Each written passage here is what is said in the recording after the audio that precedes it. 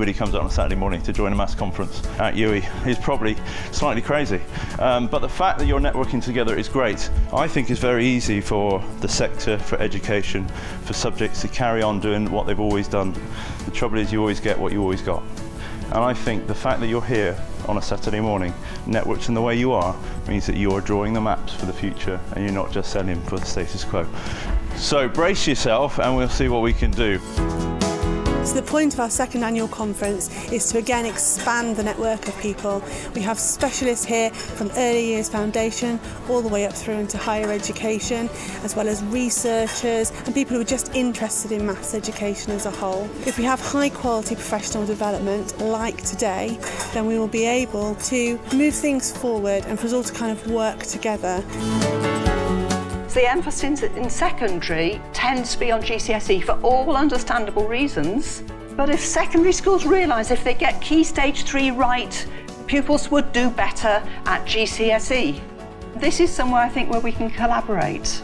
We can think about progression, the journey along strands of mathematics, getting that progression.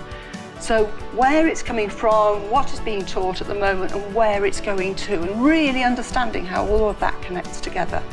In mathematics, I think there's two key things to think about. The first is, how ready is the pupil for the next stage, mathematically ready? And the second stage is the teacher who receives the pupil. How well does that teacher know what that pupil knows, understands and can do, and builds on it? I'm really happy to have this opportunity to have this conference, which gave me an insight of this career. I hope I got more opportunities like this. I've just learnt so much from the opportunity I've had to spend time watching teachers from Shanghai and reading about the work they do there. One of the kind of focuses of the Maths Hubs has been trying to not just say, oh, this is Shanghai maths or Singapore maths or Japanese maths, and look at some common features of teaching for mastery.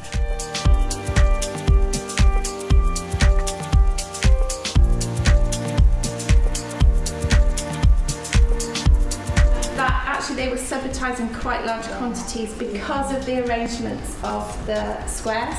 Yes. So even with numbers like 18, they go to 18. I know it's right because I can see two spaces.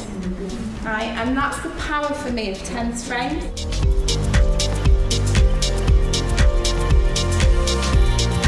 3/5. 5/3. Multiplicative comparison between 5 and 3.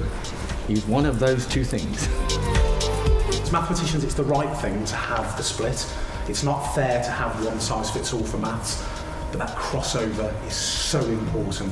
So I timed from there to when I saw the bottom one, the tension go into the string, which would indicate that it was that only explains the variance, that can't explain the difference.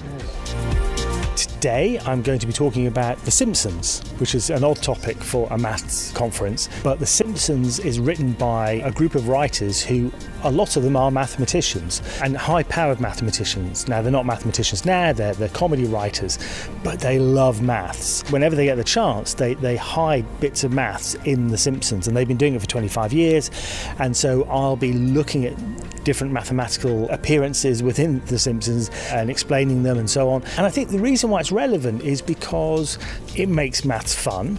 All these weird things which are around us all the time but we don't necessarily realise.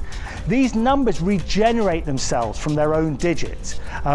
It's almost as if they're in love with themselves. So they're called narcissistic numbers. And also the maths in The Simpsons, some of it is pretty high powered. So I think it's a really good way to stretch stronger students, as well as make the other students a bit more interested in the fact that maths is in pop culture. I was doing a workshop today about a project we've done with some Syrian refugees in a camp in Lebanon, and we called it How to Turn Around a School in 3 Weeks. And we've done this project where we took a team of 3 people out to a school that was starting up in the new school year in this refugee camp. We spent 3 weeks with them trying to turn it around. I would say it's starting to rival some of the schools around here that we would consider to be good. And thinking about how did we do that, and what did we learn from that, and what can we bring back here for our schools when we're trying to improve them. I've enjoyed attending today because of the experiences of the early years maths games, finding out about things from Shanghai, and looking at cross phases and looking at how we can all collaborate and move forward in the transition arrangements across primary and secondary learning. Really enjoyed today. I was really glad to see the transition of the various skills right across the key levels, and I got more understanding of how to do reasoning problems and to question children at a higher level. I'm also glad to be here because I was able to network with other teachers and to get their feedback of what teaching mathematics is all about in schools. Next year, it can only get bigger and better as long as we work it together. Collaboration counts.